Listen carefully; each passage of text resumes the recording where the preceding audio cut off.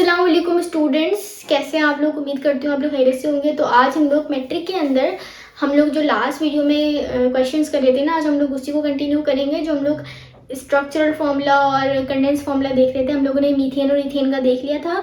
उसी के आगे जो क्वेश्चंस थे उसकी कंटिन्यूएशन है इस वीडियो में। तो स्टार्ट करते हैं आज के लेक्चर को। तो पहला क्वेश्चन है हमारा, right the condense and structural formula of the following. तो सबसे पहले तो आप लोगों को नाम से पता होना चाहिए कि किसका क्या फॉर्मूला होता है। जैसे कि प्रोपेन की अगर हम बात करें तो उसका फॉर्मूला होता है C5 और H12। ठीक है, ये मैंने कैसे लिखा, एक फॉर्मूला होता है CnH2n+2। तो इस फॉर्मूले को यूज करके मैंने ये बनाया है। कार्बन की जगह 5 है तो यहाँ 5 पुट करा, 2 के साथ भी मल्टीप्लाई होगा 5 और +2, तो ये हमारे पास C5H12 आ गया। अच्छा सॉरी, मैंने पेंटेन का कर दिया, तो हम चले पेंटेन कर लेते पहले। पेंटेन मतलब 5 कार्बन। तो इसका हमें क्या बनाना है, condense formula, structural formula. Condense formula कैसे बनेगा, पहले हम स्ट्रक्चरल फार्मूला बनाते हैं। तो पहले 5 कार्बन है तो 5 कार्बन बना देते हैं, 1 2 3 4 5। अब कार्बन की वैलेंसी होती है 4, तो देखेंगे अब इस कार्बन ने पहले से एक बॉन्ड बनाया हुआ है तो इसके साथ आ जाएंगे 3 हाइड्रोजन। इसने पहले से 2 बॉन्ड बनाए हुए हैं तो इसके साथ आ जाएंगे 2 हाइड्रोजन। इसने पहले से 2 बॉन्ड बनाए हुए हैं, इसके साथ आ जाएंगे 2 हाइड्रोजन इसने भी, और इसने एक बनाया हुआ है जिसके साथ H3। स्ट्रक्चरल फॉर्मूला में हम क्या करते हैं, एक कार्बन के ऊपर जितने हाइड्रोजन लगे ना उसे खोल के दिखा देंगे कुछ इस तरीके से। 3 हाइड्रोजन है तो मैंने 3 हाइड्रोजन यूं खोल के दिखा दिए। इसके साथ 2 हैं तो 2 यूं करके दिखा दिए। इसके साथ 2 हैं तो 2 यूं करके दिखा दिए। इसके साथ 2 हैं तो 2 यूं करके दिखा दिए, और इसके साथ 3 है तो यूं करके दिखा दिया। ठीक है, तो ये होता है हमारा स्ट्रक्चरल फॉर्मूला। और कंडेंस फॉर्मूला हम ऐसे भी लिख सकते हैं और एक और तरीके से भी लिख सकते हैं, CH3। अभी CH2 जितने भी है ना उनको एक ब्रैकेट में लिख दो। कितने CH2 लिख देते हैं, CH2 ब्रैकेट बंद। अभी कितने हैं, 1 2 3, तो मैं यहाँ पे 3 लिख देती हूँ ताकि खुलेंगे 3 तो ये एज इट इज लग जाएंगे, और अगेन CH3 ऐसे आ गया।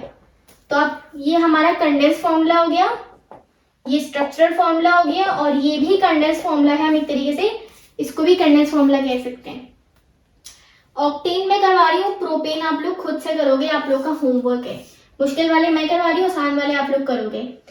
अब ऑक्टेन है, ऑक्टेन का क्या मतलब है, ऑक्ट मतलब 8 कार्बन, तो C8 और H18।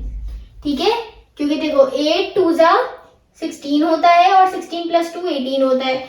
अब कितने कार्बन है, 8, तो पहले हम इसका कंडेंस फॉर्मूला बनाते हैं।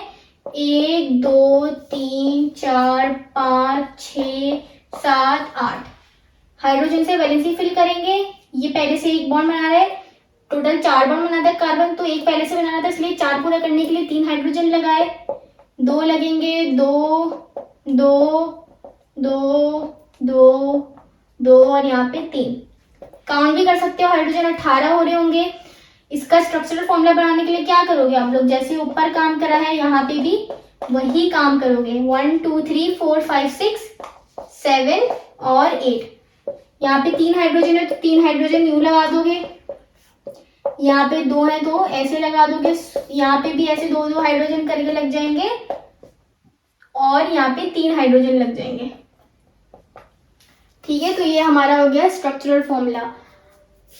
अच्छा, कंडेंस फॉर्मूले को हम इस तरीके से भी लिख सकते हैं, कैसे, CH3 है डैश CH2 लगाओ, ब्रैकेट लगाओ। अब देखो यहाँ पे कितने हैं CH2, 1 2 3 4 5 6, 6 है तो 6, और फिर CH3 है तो CH3 हो गया।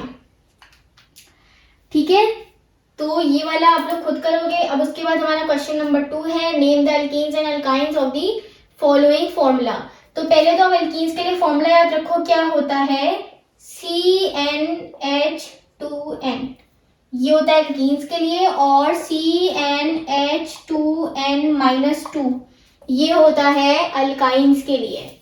अब यहाँ पर आते हैं, ये देखते हैं फॉर्मूला किसको फॉलो कर रहा है, Cn 2 है और H2n 2 × 2, क्योंकि यहाँ पे n देखो 2 है ना, तो यहाँ पे भी 2 लगेगा, यानी कि 2 2 ज़ा 4।